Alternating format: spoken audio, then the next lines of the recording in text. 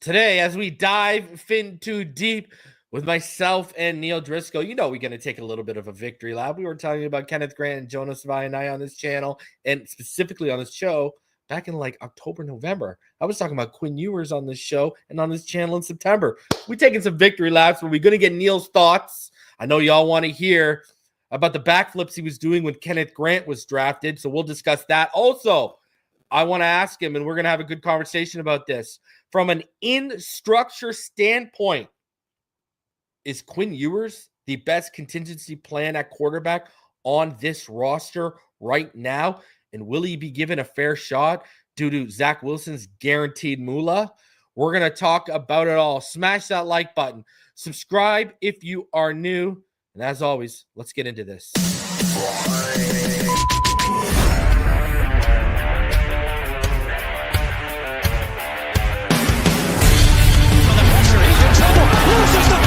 Touchdown!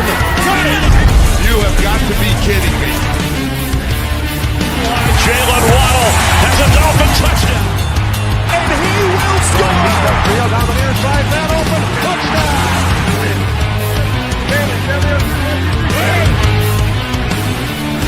The run from Tua Tagovailoa. Touchdown! He's going deep! He's got it for a touchdown! He's in!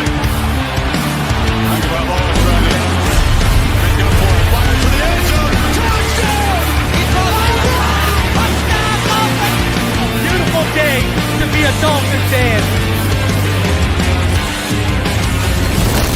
Let's go!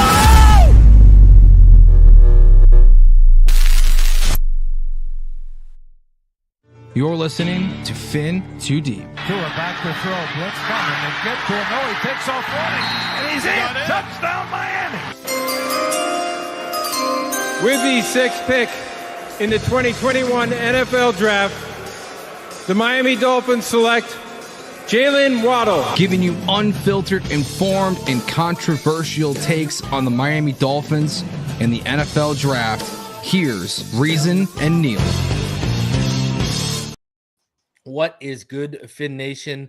What's good? It's your boy Reason. We are back here for another one as we are joined by Neal Driscoll. We're about to dive fin too deep, especially on the draft where, man, this is something we talk about all year round on this channel. So, we both got a lot going on actually privately, but we made some time here. We're going to talk about this. I wanted to get Neal's thoughts and pick his brain about the draft. So Neal, draft happened.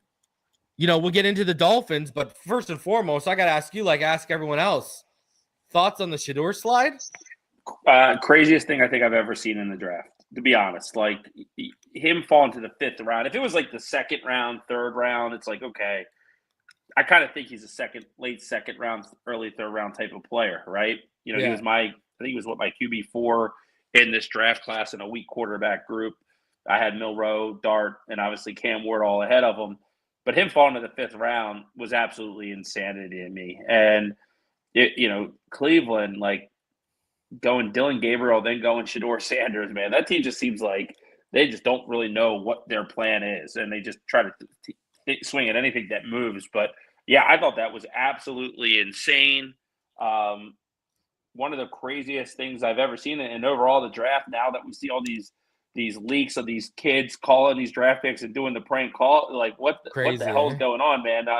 Man, that's insane. That guy from the Falcons can't even trust his own son not to go in his office and take his iPad, right? Like, man, if that was my son, he might be getting put in a couple Stone Cold Stunners and a Boston Crab, right? But no, man, I thought the draft was as crazy as ever. It was super fun. And God, that Travis Hunter trade, you talk about starting the draft with a bang, man. Like, it was full gas, no brakes after that. Like, it was awesome. And obviously, I don't know if Chris Greer stole the Fin Too Deep draft board, but I think we have, if you've been listening to this, and I guess you are, if you're listening to us now, that we're very satisfied with what the Miami Dolphins did. And I think it was one of the best when I think about players, but I also think about identity. When you draft 4 guys that are over 300 pounds, that are physical football players, that are strong at the point of attack, you have the ability to almost overnight change your franchise. And look, there's still work to be done. I'm not, as much as I love this draft, I'm not saying the Dolphins are going to go to the Super Bowl, but this is the building block to me for a new identity for the Dolphins that I think we're going to see roll out over here over the next couple of years. So let me, before we even get into the players, let me just hear your thought. And before we get into Jonah, before we get into Kenneth, were you satisfied with their trade up and showing conviction to go get a offensive lineman? Because what kind of bothered me, Neal, was a lot of these people who were complaining about the fact of what we paid are the same people who have been saying you need to get, they wanted Grant Barton last year, or they wanted, Powers Johnson. They've been begging us for us to take it. They show some conviction. They go and get my guy right there in Jonah. And were you satisfied with the trade up, or did you think it was a little steep, especially when you look at it from the trade value standpoint on the charts? Rich Hill or Jimmy Johnson was very fair. Right. I'm more than satisfied with that. And by the way, caveat, Chop Robinson was better as a rookie than Jackson, Powers Johnson, and Grant Barton, even though Grant Barton was very good.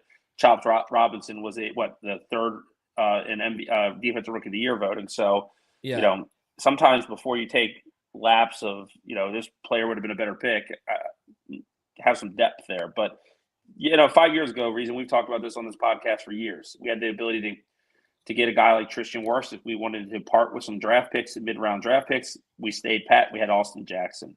When you have a conviction about a player, you've heard me say this for years, go get him. This pick right here, Jonah Savaiinaea, it's the difference between having Jonah Savaiinaea and, the next best guard who had a huge drop-off at that time. Because Savaiinaea, I was so happy when they moved up. I'll tell you this, I knew it was for Jonah Savaiinaea because it just made so much sense to what they were doing. And, this is a guy that you're going to plug in as a starting guard day one, right? I don't know if anyone they would have drafted right after him had that capability. I think it's more of a project. Let's just say it's Tate Ratledge, for example, right? Yeah. The gap between Savaiinaea and Ratledge to me was 21 spots on my draft board. That's a big gap, So also doesn't offer you the flexibility to tackle in a pinch that Savaiinaea does, right? Yeah, and I thought it was really cool. And, you look at, the low-hanging fruit, the fact that he went to the same high school with Tua and that he's on the phone with Mike McDaniel saying, tell Tua to get ready. That was cool to me. But I think Jonah Savaiinaea, that trade up, if the Dolphins waited, he would not have been there, right? We can all agree on that. And we probably would have had a fringe starter, maybe depth guy, instead of having – when you look at our offensive line from left to right now, you're looking at Patrick Paul, who showed some promise, big guy, second-round pick. You have Daniels and Savaiinaea as your starting guards. To say that's an upgrade to Robert Jones and Liam Eichenberg, I mean, you can't overstate it. You had the worst guard combo in the NFL, and now you have one it's too early to say where they're ranked, but I'll tell you this, they're going to be physical as hell. It's going to be an upgrade. You got Aaron Brewer, who, Aaron Brewer was really good last year, but, when you have shit outside of you, it's hard to be really good, right? So now that he has some help and, Austin Jackson getting back from his injury and getting healthy, I think this Dolphins offensive line is light years better than it was. And Savaiinaea was a type of pick that allows you to have some confidence in this offensive line. He's young. I think he has Pro Bowls in his future based off of everything that I've seen on his tape. I think he's a pure guard. But he does have that ability to kick out in a jam to right tackle for us. And I like that about him. So home run pick, great night to be a Dolphins fan. And, it's not the sexy star-studded, let's get receivers and tight ends and running backs. And by the way, I think I was also right that I said Loveland would go before Tyler Ward. And everyone told me I was an idiot. But okay. Oh, buddy, all over. Dude, oh, man, I remember I went back to the thread, actually. And I actually responded to people. I remember 2 months ago. Right. When it was about I tweeted out about not taking Tyler Warren at 13, and people were replying oh, he's the pick. He's got to be the pick. I said, guys, he's not even the consensus tight end one. And they're like, what are you talking about? And I literally said to someone, I said, Colston Loveland exists. And then all these people replied, say, oh, Warren is a consensus one. Yeah, Warren's tight end one. I don't know what he's talking about. So I went back after Loveland got drafted, and I said, I I like either dropped eye emojis or, hey, how'd that work out for you? Or like, you know what I mean? Like, because I was telling people this 2 months ago, because you know what the problem was?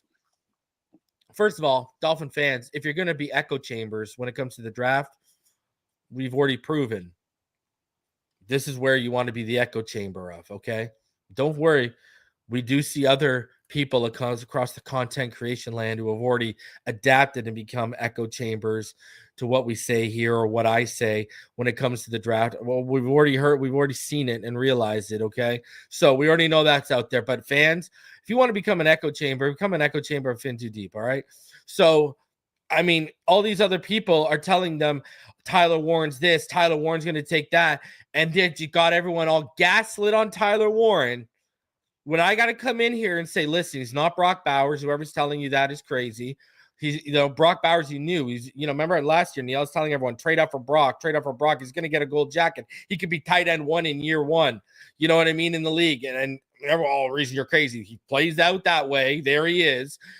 Tyler Warren is not that. Colston Loveland's the better route runner. If you're looking for Brock Bowers, Colston Loveland is closer to that profile than Tyler Warren. And somewhere in the Tyler Warren love fest, people started hating on Colston Loveland as a blocker, when if you watch the tape, he's actually quite competent, he's actually quite willing, and he's actually quite capable, and he's only going to get better.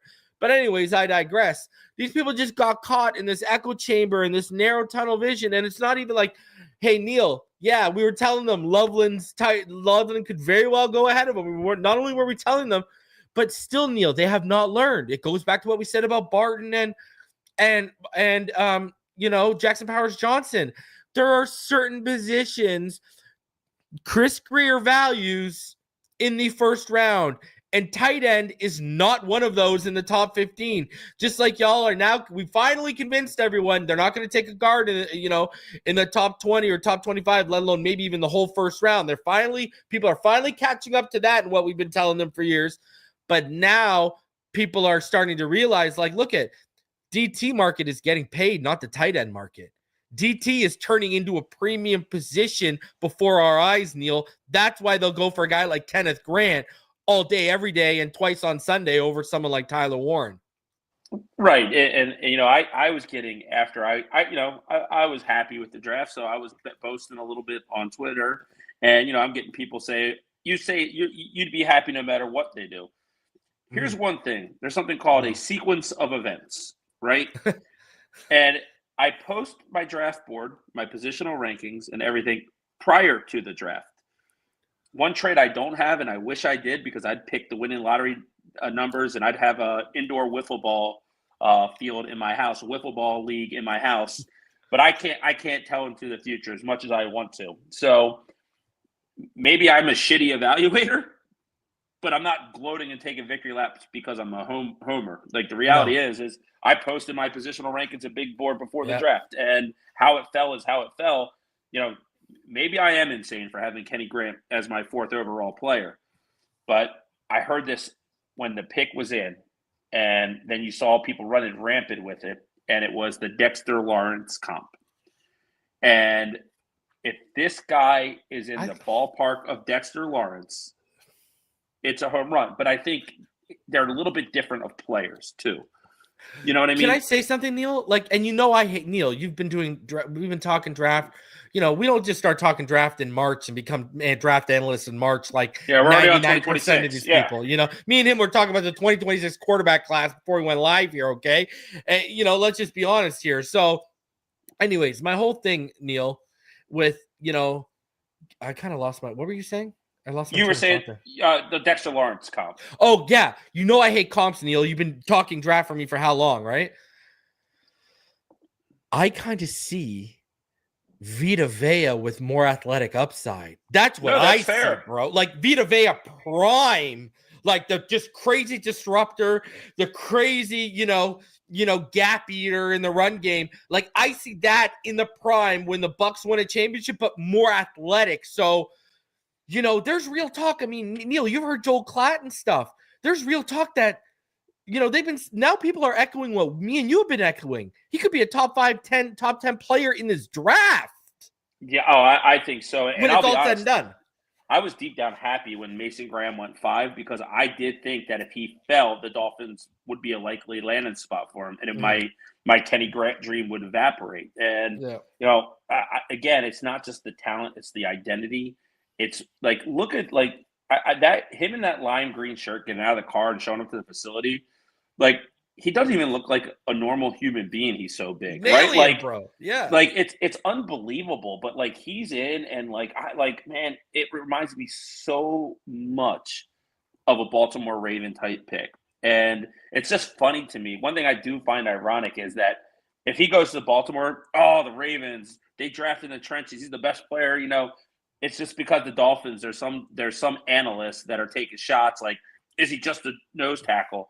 Well, if your job is to evaluate football players' tape and you've watched Kenny Grant's tape and think he's just a 2-down nose tackle, you got problems. What tape did you have? You. Yeah. And someone has to be kind, please rewind, because you missed something. Because I would say this. He is a good against the run. But what pops off the most when I watch him is athleticism for his size and disruption. And, it's the same people that say, he's a 2-down run tackle, but, Shamar Stewart has elite traits. It's going to be good. Kenny Grant had twice as many sacks as Shamar Stewart last year. Right? Didn't he have the same tackle for loss and sack production as Mason Graham? Right. So it's just funny how, we pick narratives and run with them. Kenny Grant, to me, man, he was my number 4 pick, overall player, pick 13. That's Neal, you don't get better than that. This is where I actually kind of push back on what you said. I think they still would have went with Kenny Grant if Mason was on the board. And this is why I think there's more upside to Kenneth Grant's game. And here's what they're looking at. They're looking at this guy is this kind of pocket disruptor and offers you this kind of production against in the pass rush. And yet all he's doing right now is winning with raw power, athleticism, and he knows how to use his length with a swim over to quickly penetrate.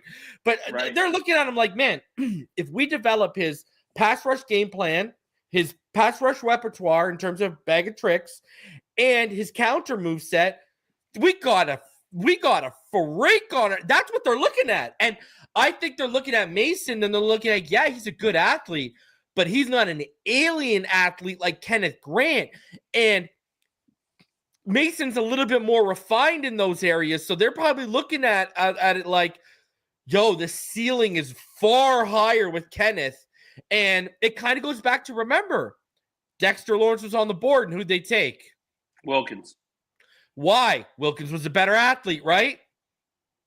And I think history would have repeated itself. I'm going to play my flag. I think if Mason, you had him as your 4th player. People looked at me funny because I had Kenneth Grant on my big board as my DT1. People looked at me like, are you crazy? I put it on my hot takes list. People are like, are you crazy? So, but it's because this is what people forget with everything, right? Like, you got, part of the evaluation is projection. Oh, yeah, right? 100%. And, a lot of people just take the tape at face value and that's that. But that's why you got to go back and watch previous years, because then you get a bigger sample size and now you can make a safer projection, right? It's like, why did the scouting department want us to take Patrick McMorris even though his 2023 tape wasn't good? Was because they saw the 2021 tape and they're like, if we get that out of him, we got something. You know what I mean? It's the same thing with Dante Trader. I mean, you can speak on Dante Trader. I will.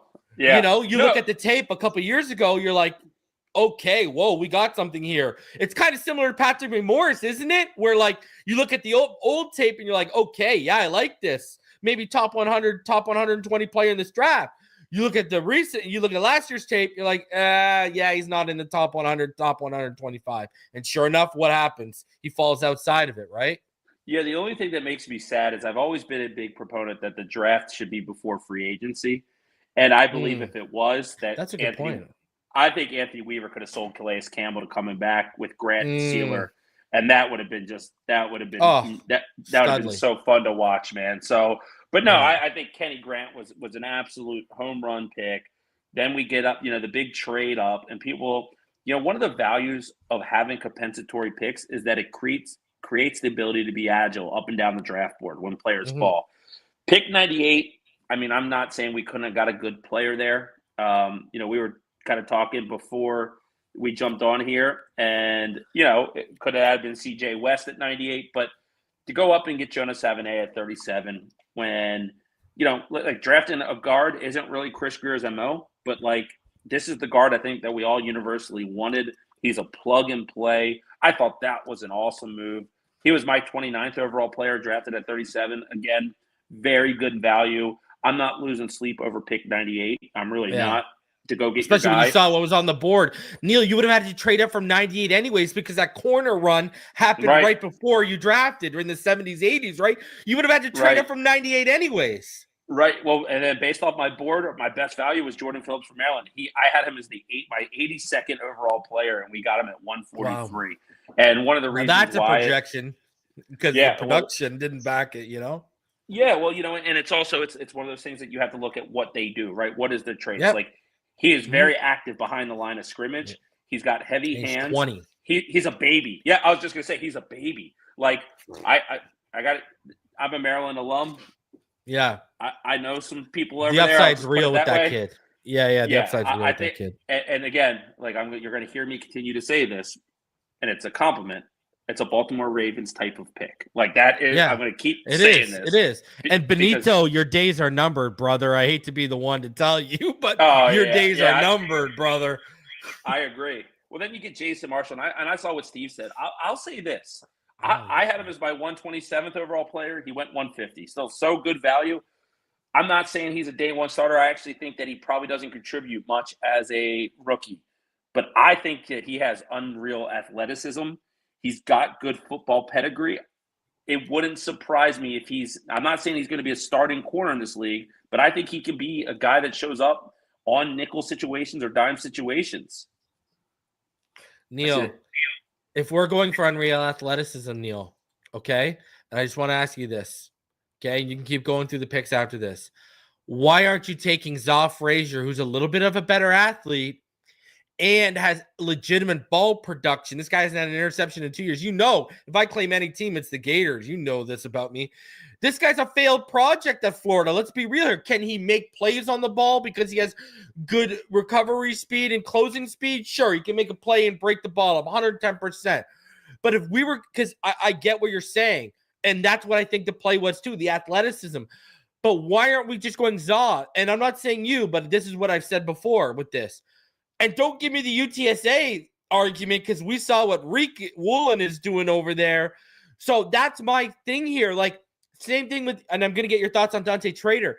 My issue with Marshall and Trader, Neal, is if you wanted to go corner and safety, there were better options on the board, and there were better options to double up on guard depth, I thought, than those guys at the board. But anyways, continue on. No, and look, I think there's definitely better options than Jason Marshall. The guy I actually was banging the table for was the guy that we picked at pick 179, Ollie Gordon. To be honest, that's who I wanted at pick 150.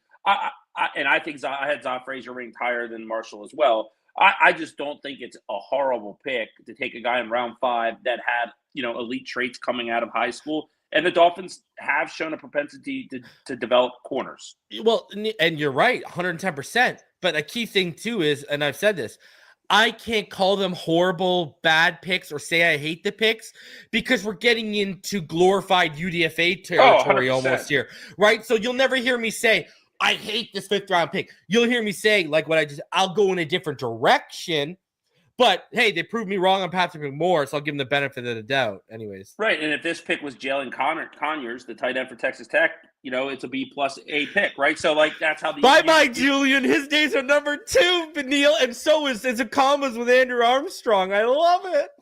Right, and look, see, I like Dante Trader on my board was not a value. I had him at 176. He went 155, right? And I'm a Terp, no doubt about it. I actually would say that I'm pretty confident that Dante Trader is never the starting safety on this roster. But what I think he could do, if you guys are a little older like me, he reminds me a lot of a guy who has a skill set. Like, do you remember number 24, Jerry Wilson, who was a safety that we used to blitz a lot, very athletic? Yes. Guy. Wow. So that's and here's what, like, a lot of people, this guy Trader is an elite athlete. He was one of the 4 best lacrosse players in the state of Maryland. Yeah. And Maryland, for those who haven't watched, what's the movie with Owen Wilson and Vince Vaughn when they marry? What's that called? I don't even know. Wedding Crashers. Wedding Crashers. Yeah, there you go. Crab kicks and lacrosse and all that stuff is what Maryland does, right? But I think Trader can become a dime nickel package type safety and special teams. Tremendous special teams value. Yeah. And you need guys like that on the roster. We don't have Neal, we got to replace him, right? Because I'll say after I just complimented those 2 picks, the Dolphins might have one of the worst secondaries in football. And you look, there's a guy who's ranking all the positions right now, and he said the Dolphins have the 32nd ranked cornerback in football by team if you take off Ramsey with Cater, and they have Melifonwu as the worst safety for a starter in 18. So but the good news is for those who are draft heads, that 2026, I think the best position in the draft is either quarterback or cornerback. So there's going to be guys, and it's probably the best safety prospect we've seen come out in a decade too. So that will help. But Ollie Gordon, to me, I mocked him at the number 21 in September to the Los Angeles Chargers. So I had him heading into the season as a first-round pick, coming off of the season when he was Heisman. Heisman finalist, Doak 7th. Walker finalist. He won the Doak Walker. I'm pretty sure he won the Doak Walker. Yeah, and he was 7th in Heisman voting. He was tremendous, man. And one of the things about him is 32 yards, crazy. That he played behind one of the worst offensive lines in college football. Yeah. So I think that has to do something with it. And I think he's underrated as a receiving back too, brother. He is a guy that, we said this about Jalen Wright last year, and I still think Wright's going to have a good season. Yeah, he does a little bit different though than Wright and A-Chain, obviously. And this guy's a 6th-round pick. He's going to come in motivated. I think it's great. I like him better than Madison. I like the upside better than Madison. Well, how's this for value? He went pick 179. He was my 85th overall player, almost 100 spots later on my board. And then, I know we're going to save a little bit of Quinn Ewers talk, but I'll just say this. He was my 90th player, and we got him at 230. Bro, how are people hating? Okay, let's talk about this. Okay? So first things first, before, let's talk about this, and then let's just put it together and get your thoughts, whatever. Of course. Okay, first of all, how is anyone hating on this pick? I do not understand this. That's number 1, Neal. Number 2, especially again, we go back to my earlier point. Brother, we're in the 7th round now. How can you hate any of these picks? They're glorified UDFAs. Anyways, number 2, you're in top 100 in you. He's my quarterback 7. Okay, you're getting him. My QB8. My QB8. So you're getting him, and you're getting him good value. We thought he was going to go. Well, we were even coming out of the combine. We thought he was going to go in the first 4 rounds. Anyways, let me ask you this. Because I asked Dolphin fan this, and he gave me an answer, and the answer that I had already come to. I wanted to hear his thoughts, but now I want to hear your thoughts. Okay. Let me ask you this, Neal. Tua, okay. Knock on wood. Tua goes down. Okay. Who do you have more faith in from a working in structure standpoint to operate this offense? Quinn Ewers or Zach Wilson? Right. It's Quinn Ewers. And look, I can't call it my favorite pick in the draft. I think people that think Quinn Ewers was a bad pick in the 7th round need to go to a mental asylum. I talked about mock drafts in September. Heading into this season, all those guys that you subscribe to and you pay to read their mock drafts on ESPN had Quinn Ewers as a top 10 pick in that draft, right? Yeah. Quinn Ewers, we're all banging tables for 2026. Arch Manning didn't see the field before Quinn Ewers. And let me tell you something. University of Texas, for those who aren't big college football fans, that's big-time college football. That's as big as it gets. Their coaches aren't making decisions because they worry about Quinn Ewers' feelings. They're trying to win football games. Yeah. And Quinn Ewers is going to come in this league because, look, these players read those mock drafts. And look what he did to Alabama a couple of years ago, man. Well, did you see his face? He was so, I think, disappointed on how far he fell. And he had to look. It reminded me a lot of when Lamar Jackson got drafted to the Ravens at the last, and he was all, upset, and he was all antsy, and he's like, they're going to get a Super Bowl after me, and they haven't. But this kid's going to come in with the league with a chip on his shoulder. He's got high starting level college football play. We drafted him in the same round we drafted Skylar Thompson, and it's not even comparable their accomplishments at the collegiate level. Like Quinn Ewers, to me, could develop into a premier backup quarterback in the NFL. Again, you got to understand this is a 7th-round pick. 230 players have been picked before he was selected, and I'm talking that this guy could be a premier backup in the league. I'm not saying starter. I don't think he's a starter. I think he's the kind of guy that when he does get a start, he's going to make the most of it. I think he's a guy that can go out there and sling the ball if he has to. And I think he's a tough quarterback. You know, he's battled some injuries. But, like, in round 7, this is a home run. Like, a home run. We've taken Blake Ferguson in the 6th round. And people are upset about Quinn Ewers in round 7. I would take him over Dillon Gabriel. He went, round 4? Right? Like, so I thought Ewers was a good pick. Didn't he go round 3, Gabriel? Let me ask you this. Do you think Ryan Roberts brought this up? Do you think there's a world where Dillon Gabriel gets cut and they wasted that whole pick for no reason just because they were afraid Shedeur wouldn't land when they were okay with taking him? Because I think Shedeur was the owner's pick. Shedeur was the owner's pick. You could tell by how they're saying, which puts him priority over Dillon Gabriel, doesn't it? Well, because they got Flacco, Pickett, they could carry 4, so they could carry all 4. But I mean, the Browns, man, I don't know where they are heading. I don't. I really don't. But like, yeah, man. So we're in round 7, 253, and I'll be honest. Like, I had Zeek figures as my 241. The draft analysts that I slammed a few minutes ago were higher on him than I was. But like, he's a guy that I think makes the roster, and I think he's a depth piece on the defensive line. And I think you're going to have. I think everybody on this team, everybody they drafted, is going to make the 53. And that's, I guess that could be considered bold, but you add those players, and then like, you know what I get really excited about though now, Reason? What? Like, think about where they are in draft capital for next year. They have a 1, they have a 2. Getting that other 3rd, I thought was beautiful. Okay, let's talk about that other 3rd. Okay, I've reported I had a update drop for Patrons and channel members. I let everyone know what I was hearing around, why they traded back at 116. So if you want to become a channel member or Patreon, go check that out. But let's talk about that pick for a sec. I don't think they're stockpiling it for a quarterback next year, bro. I think that's in play for a starting corner. Oh, I think this is just the way they're going to do business going forward. Compensatory picks and stock and draft capital in the middle rounds. It's the smart way to do it. So now you have those 2, 3. You have a 4 and plus a 4 you're going to get for Javon Holland in the compensatory world, a 5th, a 6th, and a 7th, and you're probably going to trade Jalen Ramsey. Let's just say they got a 4th. I mean, man, you're locking into next year's draft with a ton of draft capital. Dude, I think they're trying to use that 3rd they just got to trade for a corner right now. Oh, like you're saying this offseason? Yes. Yes, I like from the people that I understand. Obviously, we all know Jair's on the block.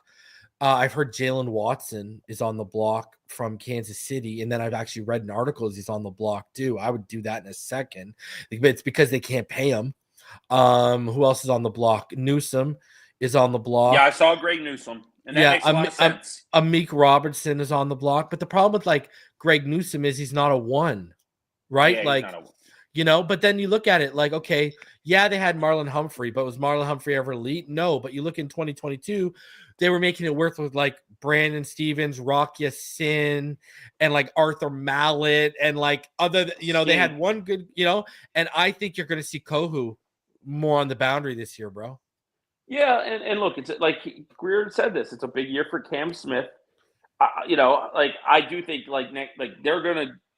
they're going to add somebody because I know they've talked to Bradbury. They've talked to Rasul Douglas. I personally would take Rasul Douglas over Bradbury. I don't think either are great, but I think they're both like legitimate snaps guys, at least at this point in their career. But they definitely have to do something at corner. Like it's bad. It's a bad.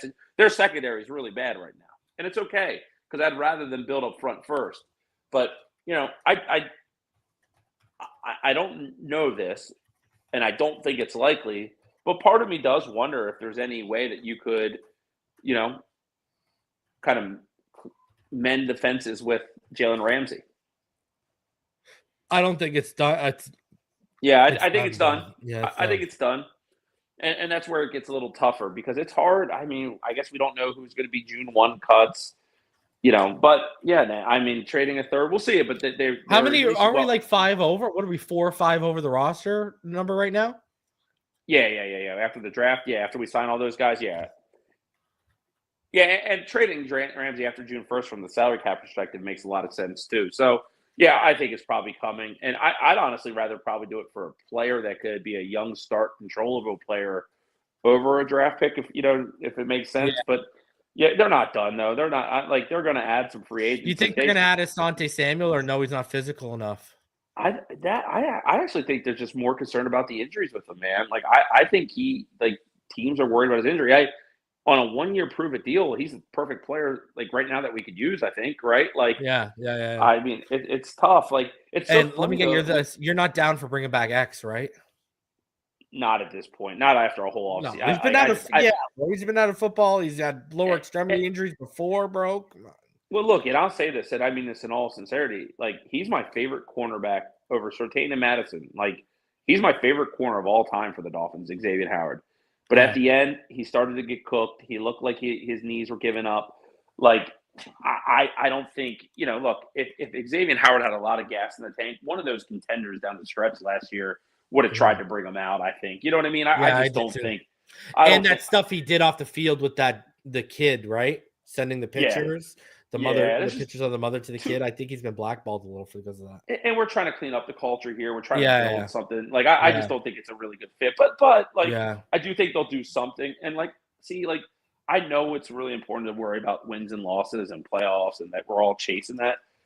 One of the things I took away from this draft, more so than all that, was that we're heading in a good direction in terms of how the front office currently views the roster, because we all talk about trenches and getting more physical. That's exactly what they did.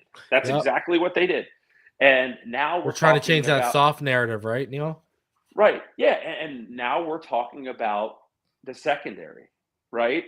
And, the draft from the defensive line and offensive line aligned perfectly for the Dolphins this year, right, with what their needs are. And the secondary does next year.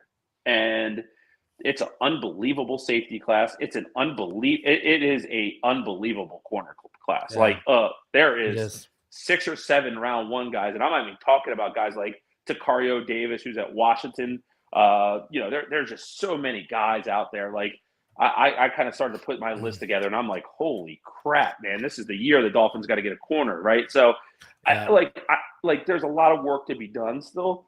But this is the type of draft when you look at the Dolphins and what you look for sustainability after this season, knowing that you're just getting tougher in the trenches. I feel really good about where they're headed, man. And I don't. Are you happy with any of the UDFA signings, like Andrew Armstrong? Armstrong, Jalen Conyers, Eugene Asante could replace Channing Tindall if you think about it. Theo Weiss, I know some people are high on Theo Weiss.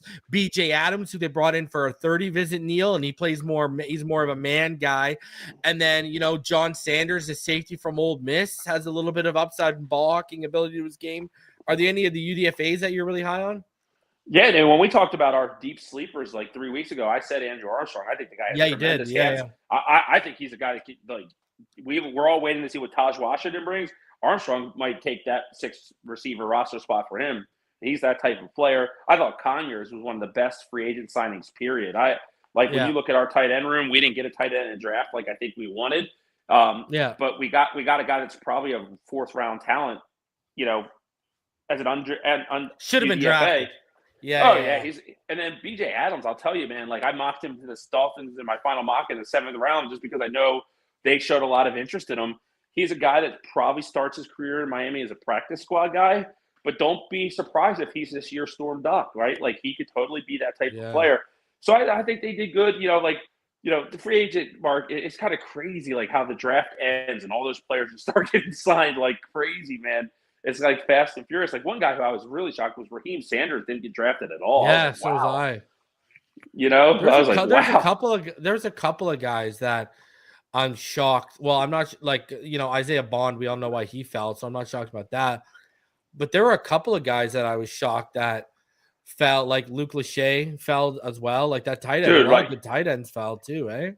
Right, man. And I actually thought that Miami might surprise us with that Zeek Biggers pick and take Lachey. I thought they might take him there. But yeah, man, look, it was a good draft for the Dolphins, man. And everyone's worried about these grades and everything. Man, no one knows what the fuck the grade is right now. The guys haven't even stepped on the football field. If draft grades mattered, Tom Brady would be irrelevant, right? Like, this is what it's all about, is letting it actually happen on the field.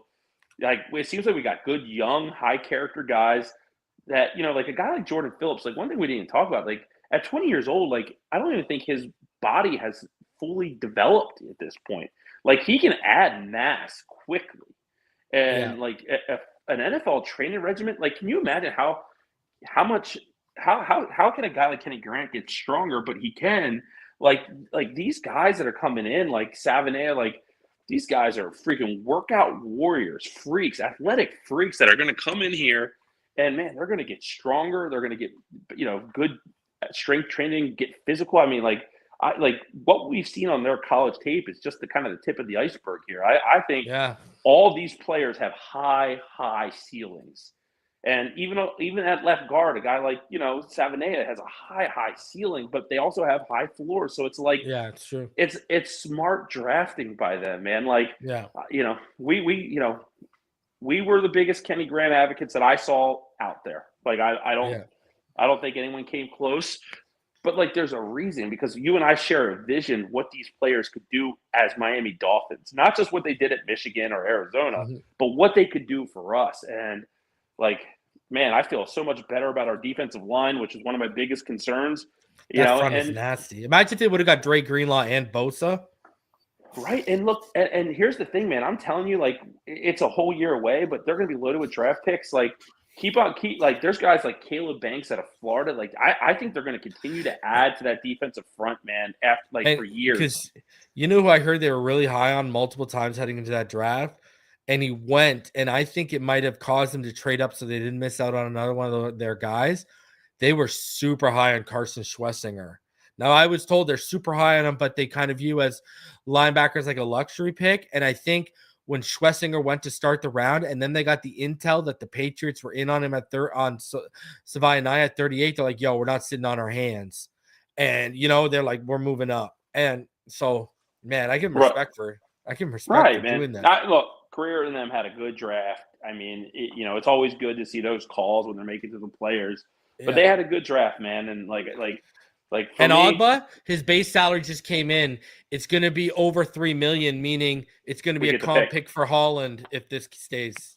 Yeah, see, and that's what I was going. Someone was kind of disagreeing with me yesterday on the timeline, but that's why I think they're trying to trade one for 1-2 to not affect the comp pick.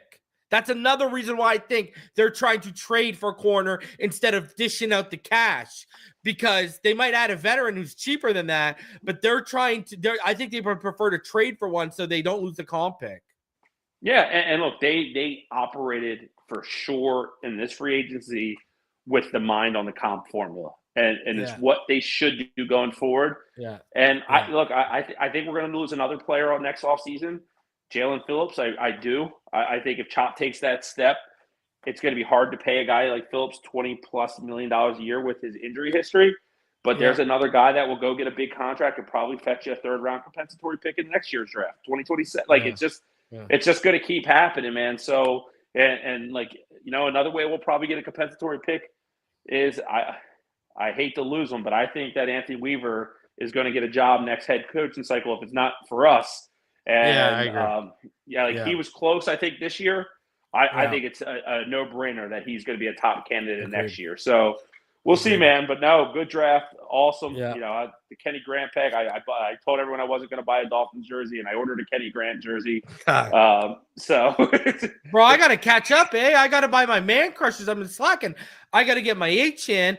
Dude, I knew Zach Wilson was getting number 0 a few months ago when we got him, because I hit up Curtis, Jalen's dad, and I said, yo, should I get my Jalen jersey? Should I get number 0? And he said, no, they're giving it to a quarterback. Go ahead and get number 25. So I got to get those two. I got to get Chop. Bro, I got to get Jonah. I got to get Kenneth. Bro, I'm up to like 5 or 6 man crush jerseys I got to get. And I got to get them because they're players I called, bro. You know? No, it's good, man. No, it's tough time. It's good, tough time. Awesome. All right, man. Awesome. Good stuff. Guys, do us a favor. Smash that like button. Subscribe if you are new. Always a pleasure, Neal. Man, and now guess what? Deja vu. We get to do it all over again. And we get to, we'll be right back talking about college football real soon, man. So Can't wait. Keep it locked into here. For that heads up, man. We always got you covered here for what the Dolphins are going to do and what they're looking at draft wise all year round. So smash that like button. Fins up all day, every day. See you on the next one. Have a fantastic evening, everyone. And also, me and Dougley will be live Friday night at 7:30 for the starting lineup. All right. Fins up, everyone.